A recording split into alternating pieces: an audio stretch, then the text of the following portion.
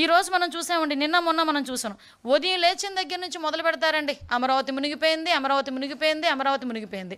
అరే అమరావతి మునిగిపోయింది మునిగిపోయింది అని మాట్లాడితే నేను ఒకటే క్వశ్చన్ చేస్తున్నా. అమరావతి మునిగిపోతే ఈరోజు స్పీడ్ యాక్సెస్ రోడ్లు ఎక్కడైనా మీకు ఎవరికైనా అవాంతరాలు ఏమైనా వచ్చినాయా? ఈరోజు మీరందరూ కూడా బళ్ళు మీదో కార్ల మీదో ఏదో రకంగా ఇక్కడికి వచ్చుంటారు కదా. ఎక్కడైనా రహదారులు ఏమైనా అడ్డుకున్నాయా? ఎక్కడైనా రోడ్లు కొట్టుకుపోయినాయా? మీరు చెప్పండి. లేదు. ఈరోజు నేను సెక్రటేరియట్లో కూర్చుని మాట్లాడుతున్నా, సెక్రటేరియట్ మునిగిపోయిందా? అసెంబ్లీ ఏమైనా మునిగిపోయిందా? ఈరోజు మామూలుగా మాట్లాడుకుందాం. ఈరోజు ఎక్కడ ఇప్పుడు అమరావతి కట్టడాలు కట్టుతున్న సమయంలో పునాది తీసుకునేటప్పుడు కొన్ని నీళ్లు చేరుతాయి. ఇప్పుడు వర్షాకాలం వర్షం పడక ఏం పడుతుందండి? వర్షం పడితే నీళ్ళు రాక ఏమొస్తాయండి?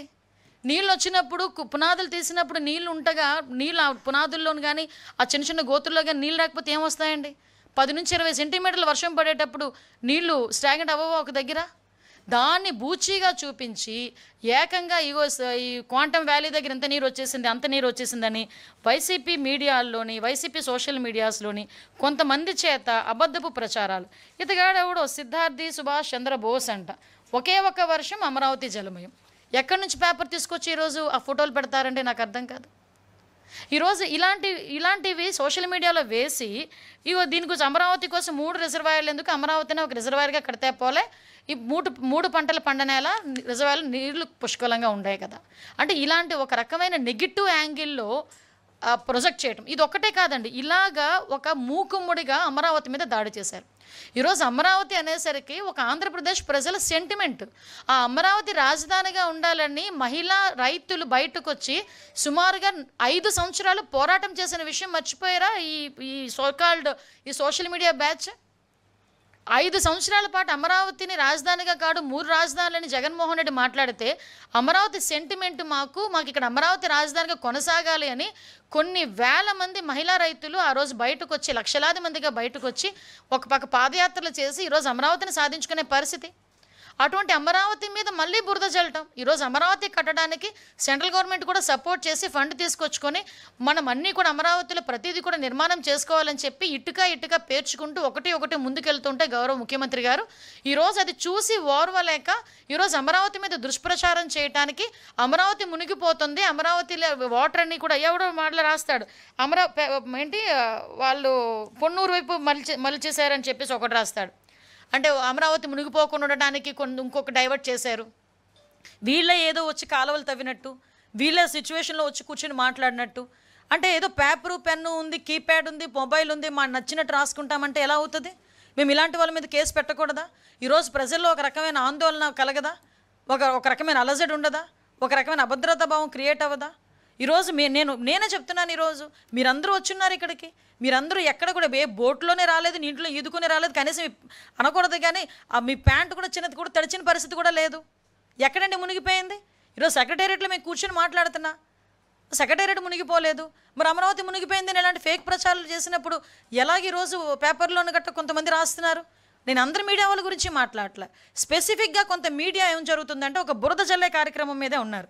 ఈరోజు మనం చూసుకుంటున్నాం, ఈరోజు రాజకీయంగా వాళ్ళు డైరెక్ట్గా దెబ్బతీసేది లేక రాష్ట్రం తాలూకా బ్రాండ్ని దెబ్బతీసే పరిస్థితుల్లో ఈరోజు కనిపిస్తూ ఉంది.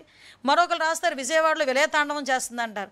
నేనేమో రీసెంట్గా మొన్న ఒక కలెక్టర్ గారికి నాకేదో పేపర్లో ఒక స్క్రోల్ వస్తే గబగబా కలెక్టర్ గారికి ఫోన్ చేశాను. కలెక్టర్ గారు ఏంటంటే అక్కడ వాగు ఏదో కొంచెం పొంగుతుందట అంటే, లిటరల్లీ మీరు నమ్ముతారా, కలెక్టర్ సాక్షాత్తు ఒక సెల్ఫీ వీడియో రిలీజ్ చేశారు, ఎటువంటి భయాందోళనకు గురి కాకండి అక్కడ ఏమీ జరగట్లేదు అని. మళ్ళీ నెక్స్ట్ డే నేను ఎక్కడ నమ్మనేమోనని అక్కడికి వెళ్ళి ఫోటో తీసి నాకు గూగుల్ మ్యాప్ నుంచి ఫోటో తీసి చూపించిన పరిస్థితి. అంటే ఎంతవరకు ప్రజలను భయాందోళనకు గురి చేయడానికి చేస్తున్నారు. నిన్నగాక మొన్న ఒక మాజీ మంత్రి చేశారు, మీకు గమనించి కామన్ సెన్స్ లేదా? ఎక్కడో జరిగిన రిగ్గింగ్ని తీసుకొచ్చి పులివెందుల్లో రిగ్గింగ్ జరిగిందని చెప్పి సోషల్ మీడియా వేదికగా ట్విట్టర్లో పెడతారు. అంటే మీరు ఎటువంటి మెసేజ్ ఇవ్వాలనుకుంటున్నారు ప్రజలకి? రాజకీయంగా దెబ్బ కొట్టుకుందామంటే చాలా సందర్భాలు ఉంటాయి, చాలా వేదికలు ఉంటాయి. అంతే తప్పించి అవాస్తవాలని వాస్తవాలుగా చిత్రీకరించడానికి, ప్రజల్ని భయాందోళనకు గురి చేయడానికి మీరు పెట్టే పోస్టులు నిజంగా చెప్పాలంటే జాతీయ ద్రోహం కింద, రాజద్రోహం కింద మేము తీసుకోవాలి. ఈరోజు డెఫినెట్గా రాజద్రోహం కింద తీసుకోవాలి. ఆ రోజు మీరు ఏదో రఘురామకృష్ణరాజు గారి మీద పెట్టింది రాజద్రోహం కాదు, ఇది రాజద్రోహం. అంటే ఈరోజు గవర్నమెంట్ని అంటే ప్రజల్ని తప్పుదోవ పట్టించే విధంగా ఈరోజు మళ్ళీ మనం చూసామండి. ఈరోజు అదే వాళ్ళు ఏమన్నారు, అమరావతిని రక్షించడానికి డైవర్ట్ చేసి పొన్నూరును ముంచేశారని ఒకరు రాస్తారు. ఇంకొకలేమో ఎక్కడో ప్రకాశం బ్యారేజ్ గేట్లలో 70 గేట్లు 69 గేట్లు పనిచేస్తున్నాయి. 69 గేట్లు పనిచేస్తున్నాయి. ఆ ఒక్క గేటు కూడా ఎందుకు చిన్న రిపేర్ వచ్చిందో కూడా మీ అందరికీ కూడా తెలుసు. లాస్ట్ టైం ఆ పడవను పంపించిన పరిస్థితిలో, పడవ ఢీకొట్టిన పరిస్థితిలో చిన్న రిపేర్, అది కూడా పెద్ద రిపేర్ ఏం కాదు, వాటర్ ఫ్లో తగ్గిన తర్వాత ఆ గేట్ కూడా రిపేర్ చేస్తారు.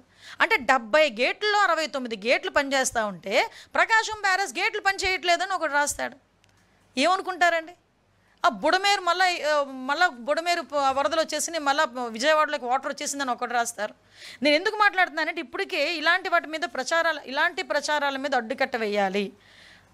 గవర్నమెంట్ మీద ఏదైతే వీళ్ళు దుష్ప్రచారాలు చేస్తున్నారో వీటి మీద ఎట్టి పరిస్థితుల్లోని కూడా మేము అడ్డుకట్ట వేయాల్సిన బాధ్యత ఎన్డీఏ కూటమిగా మా మీద డెఫినెట్గా ఉంది.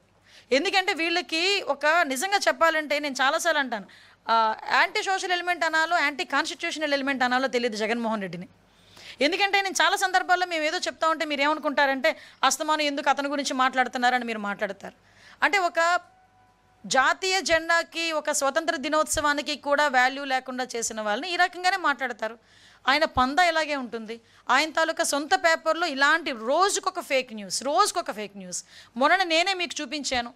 అక్కడ జనాలు లేకపోతే పాత వీడియో తీసుకొచ్చి ఇప్పుడు జనాలని చెప్పి లైవ్ టెలికాస్ట్ చేసే పరిస్థితి కూడా కనిపించింది. ఇవన్నీ ఒక పక్క వీళ్ళు చేస్తూ ఉంటే ఈ రోజుకి కూడా సోషల్ మీడియాలో మళ్ళీ తిరిగి కించపరిచే పోస్టులు పెట్టడం, ఇవన్నీ నేను ఒకటే మాట్లాడుతున్నానండి. ఓవరాల్గా మీకు చెప్పేది ఒకటే, ఈరోజు ప్రభుత్వం గురించి మీకు ఏమైనా వాస్తవాలు ఉన్నాయా? మీకున్న ఆ వాక్ స్వతంత్ర హక్కుని మేము ఎక్కడ కూడా ఇబ్బంది పెట్టాం. కానీ వాస్తవాలుగా మాత్రమే రాయాలి. నిజంగా అక్కడ తప్పు జరిగింది, ఆ వాస్తవాన్ని తీసుకొచ్చి వాస్తవంగా రాయండి. డెఫినెట్గా మేము దాని మీద చర్యలు తీసుకుంటాము. డెఫినెట్గా మేము సరిదిద్దుకోవడానికి ఈరోజు గవర్నమెంట్ సిద్ధంగా ఉంది. మేమెవరూ దేవుళ్ళం కాదు, మేము చిన్న తప్పులు చేయొచ్చు. అటువంటి పరిస్థితుల్లో మీరు నిజంగా వాస్తవాలను చెప్పండి. డెఫినెట్గా మేము చేసే పరిస్థితి కూడా మేము ఇలాగే మాట్లాడతాం.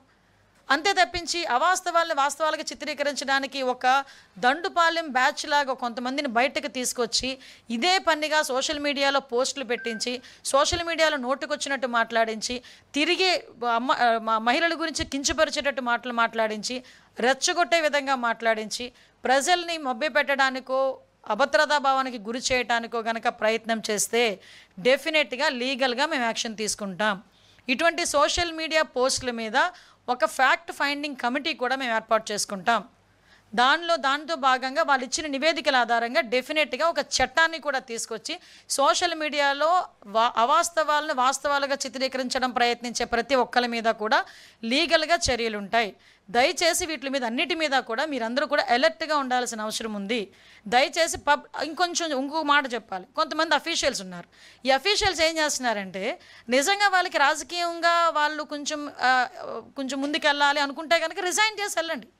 అంతేగాని కొంతమంది గవర్నమెంట్ ఉద్యోగస్తులు కూడా రాజకీయంగా అవాస్తవాల్ని వాస్తవాలుగా చిత్రీకరించే ప్రయత్నంలో సోషల్ మీడియాను వాడుకోవడం కూడా మా దృష్టికి వచ్చింది. అటువంటి వాళ్ళ మీద కూడా కంపల్సరీగా వాళ్ళ మీద ప్రభుత్వపరమైన చర్యలు తీసుకోవడానికి కూడా ఎక్కడ కూడా బ్యాక్ స్టెప్ అయ్యాం.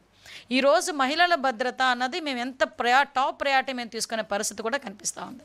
ఈరోజు మహిళల భద్రత విషయంలో కానీ సోషల్ మీడియాలో పెట్టిన పోస్టుల విషయంలో కానీ ఒక కఠినమైన చట్టాన్ని తీసుకురావాలనే ఉద్దేశంతో గౌరవ ముఖ్యమంత్రి గారు దీని మీద చాలా చాలా కటువుగా ఉండే పరిస్థితి. ఇటువంటి విషయాల్లో ఇన్వాల్వ్ అయ్యే ఏ ఒక్కరి మీద కూడా ఎట్టి పరిస్థితుల్లోని క్షమాభిక్ష అనేది ఉండదు అన్న సంగతి ముఖ్యమంత్రి గారు చాలా సందర్భాల్లో చెప్పారు.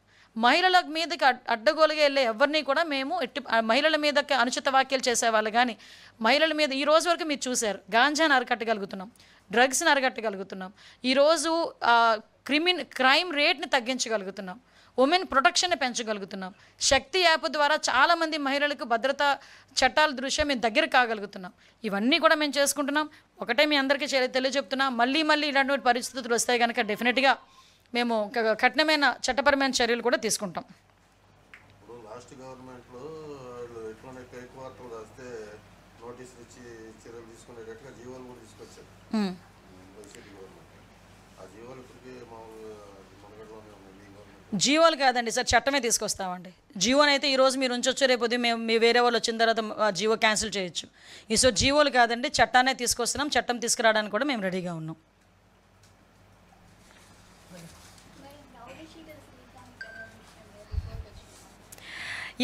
అది రిపోర్ట్ ఇంకా రాలేదండి. డీటెయిల్ రిపోర్ట్ అయితే వస్తుంది. యాక్చువల్గా మీకు అందరికీ కూడా